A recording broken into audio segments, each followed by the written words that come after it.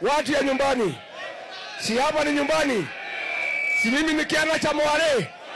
Si mimi ni kiana cha Mwale.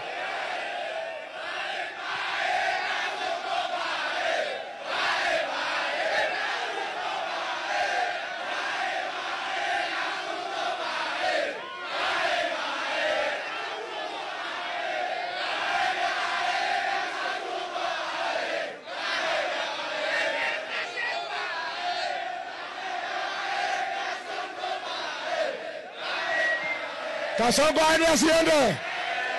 Kasongo ni bye bye si bye bye. Ni mwizi si mwizi. Nani aliua Gen Z? Nani aliua watoto wa Gen Z? Nani amepora mali ya Kenya? Nani ameharibu masomo? Nani ameharibu biashara ya miraa? Tupigie duru. Tumpigie duru.